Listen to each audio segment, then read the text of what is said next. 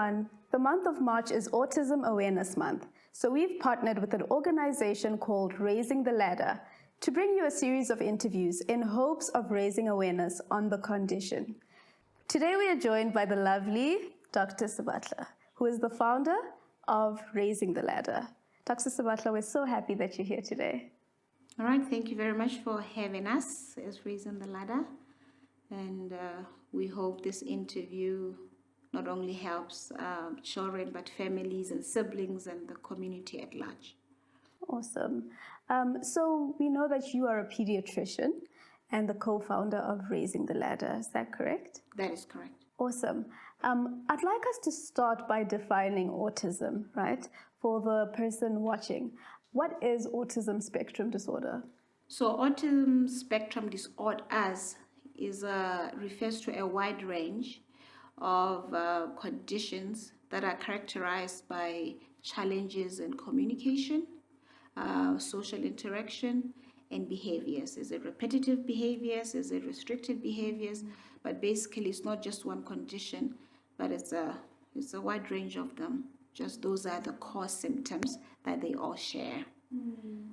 And what is the prevalence of autism in Botswana? What are your observations? So prevalence of autism in Botswana, we don't have the exact numbers because we don't regularly monitor the incidence. So what we have is inferred data from South Africa and the world at large.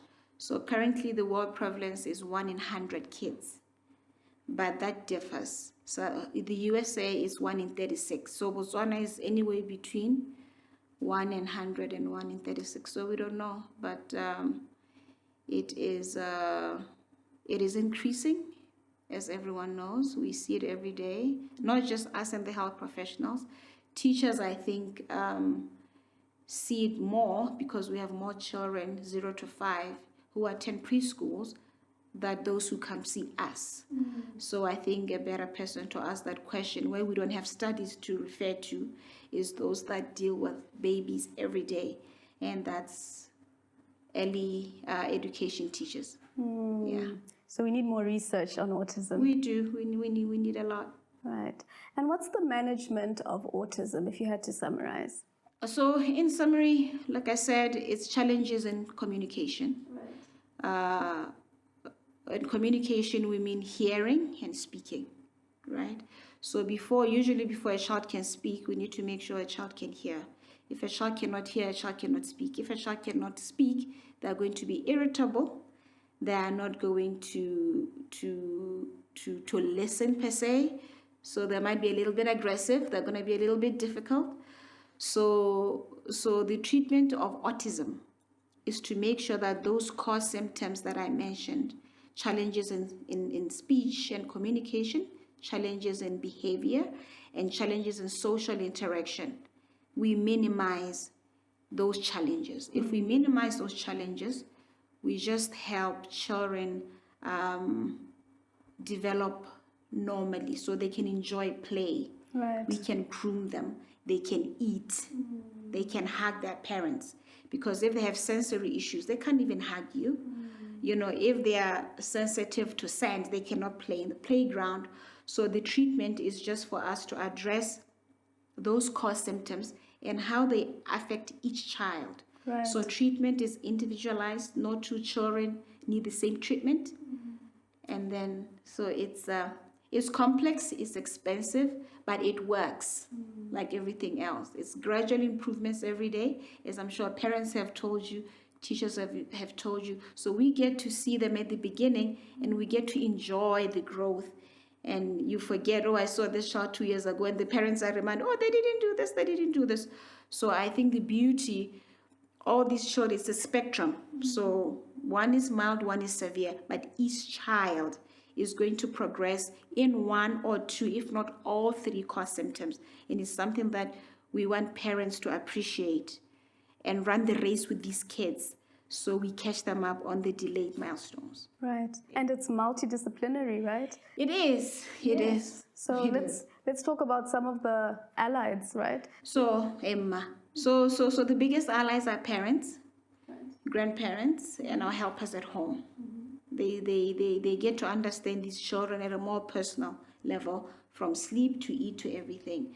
So the biggest advocates for children and young adults and older adults is the family unit. Right.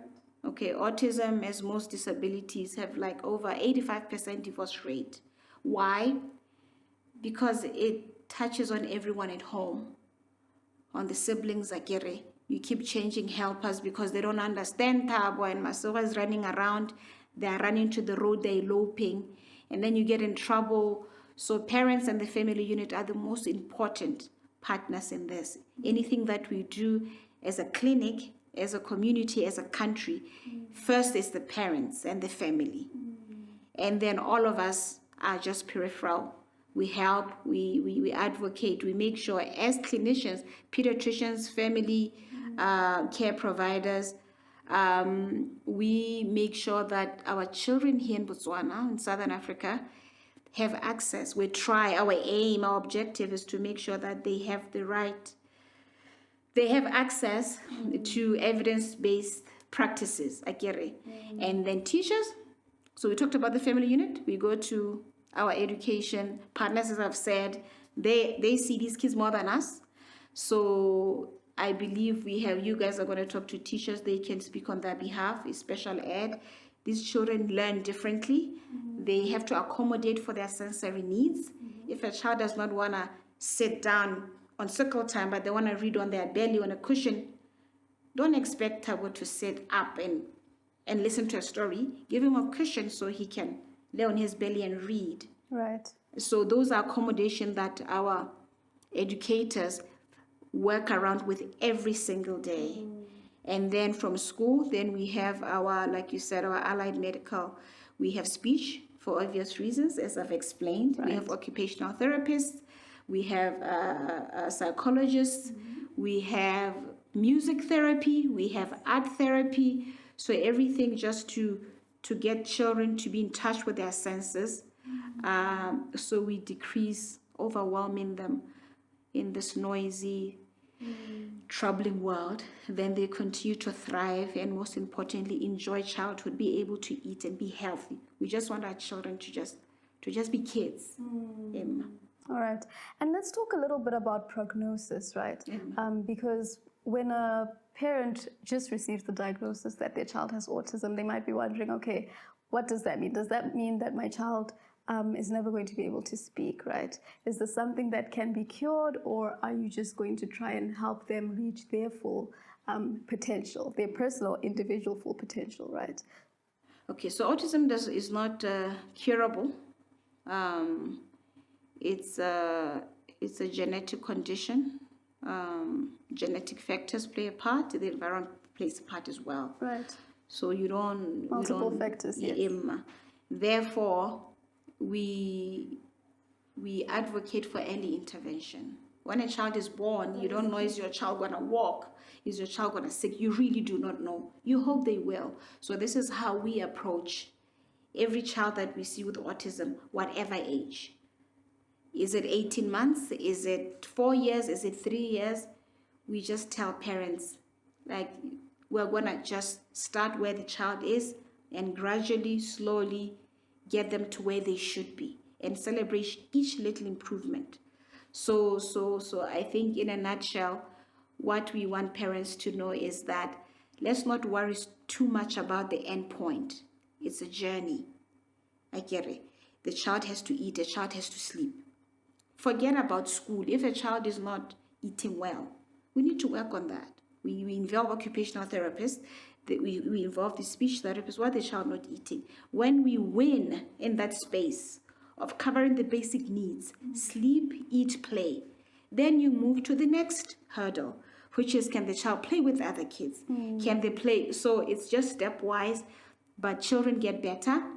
As parents have told you, teachers have told you, we want parents to understand that our children's brains, the greatest period of brain growth is 0 to 2, and then 0 to 3. So let us appreciate and truly believe that the child, because it's a spectrum, they are different, they are not the same. What you want is your child to improve from where they are. If we don't know where we're starting, what are we helping? How are we helping? Right. But they do get better. They do get better. That's why we're here. Important to note, right? Very important to note. They get better with early intervention and with the right professionals on their side. Yeah. Excellent. And let's talk a little bit about Raising the Ladder. So how did you come to start Raising the Ladder, and why? What motivated you to start it? So basically, it was a couple of us, mothers, friends. You are in this space. You see kids every day. You see families. You're in the community, and it's just autism is all over. You cannot not hear about it. You go to the mall. You go to church. So the motivation was easy. It was, the need was there. So we just got together, and this is a space that a lot of people have been cultivating for a long time. We're just adding to what people have done and people continue to do. So it's nice in that when you try to start an organization like this, I had to go to Dinaletsana to talk to Frida. I had to go to Mariri, to Ambrose school in Gaborone North, because they've been in this journey to say, how can we help? Where do you guys think we should focus where you failed? What's your advice on the way forward? Right. It's not a one-man thing. It's not a one organization thing. And I think children are going to benefit if we're all advocating. What are we advocating for? They have rights. Children have rights. And people with disabilities have rights. Exactly. There are two conventions, the Convention of the Child Rights, and the Convention of People with Disabilities. So all of us, all organizations, all communities, all societies, we need to realize that we're just not helping from our corners. Those rights have to be guaranteed, and we need to make sure that as a community, as a nation, those laws get implemented and children live. True. That's Definitely. just why we're here. Amazing. Yeah, thank you. Advocacy is so important. Thank you for what you do. All right. And if you could envision a Botswana, right, where autism is managed holistically, and, if somebody was to say, hey, I live in this country and my child was diagnosed with autism, right?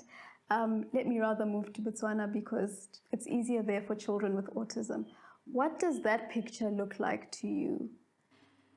Well, to be quite honest, I've done a little bit of work in the US, so I worked there.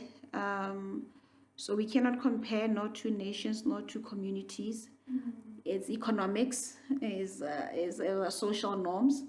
But an ideal world is where a lot of our parents, a lot of our grandmothers, a lot of our helpers have an understanding that when a child is delayed, let's seek for a medical reason.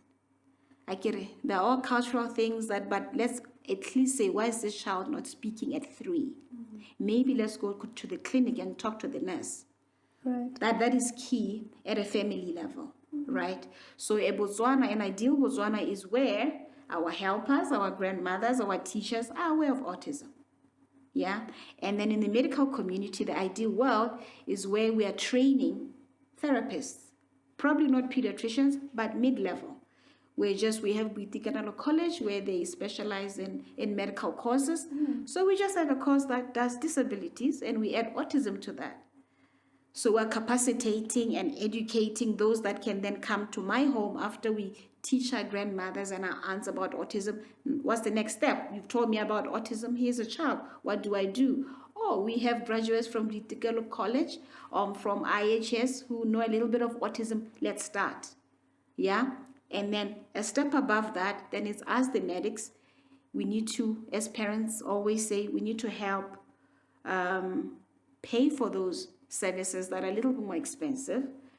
So it's a world where you start at a family level to community level to the professional level, scientific level. We need funding so we can actually document these cases. Next time you ask me about the prevalence, the incidence, I can give you an answer. Right now I cannot. Exactly. So it's a world that needs money, that needs understanding. But we're here because a lot of people have done a lot. So I think next year, this time, more people will know about autism. And everyone in that little corner will do what they can. I think the country is doing what it can. We just I think, signed on to ratify the Convention of the Rights of Peoples with Disabilities last year. So there's progress. We just need to keep moving forward aggressively for kids, because it's time. We can't wait, Emma. Right. And what are some of the initiatives that you have in place with Raising the Ladder, and how can people get involved? So we are only, I think, 2 years old. We have tried. We've been on radio. We have parent groups, support groups, which are very important because it's personal. Right. So parents share notes, what to do, what not to do. We, in the past, have done free screenings just for developmental checks to say to parents, let's not wait until a child is in standard 1. I get it. If your child is playing with your sister's kid and they're behaving a little out of the norm, Monday morning go to the clinic, talk to the nurse. Why is my child doing this? Why is my child at 5 years old still eating just motoho? Why they're not eating solids? That is a problem. Right. So we tried to go out to the community to do screenings. We launched our NGO last year around March, where we had teachers, the community, healthcare, and corporates coming to listen to our plea for children. As an NGO, we are a network. We want to have parents with needs come to us, and then we say, go to company C. It's a speech therapy company. They can help you. We want to be able to say, go to company Z, then OT specialist, they will help you. We just want to be able to direct parents. But we cannot direct parents if we don't have subsidies, if we don't have coupons from your organization saying, hey, Raising the Ladder, we've got 10 coupons for those 10 children from Mahalapet that need speech therapy. So we can be here, we can have all our networks around us, but we need a medium through which children can get services and parents can help their children just be kids. Awesome. Thank you so much, Dr. Sebata, for your time and for the amazing work that you're doing. To our viewers, we hope you enjoyed this interview. Please be sure to like, comment, share, and subscribe. Until next time.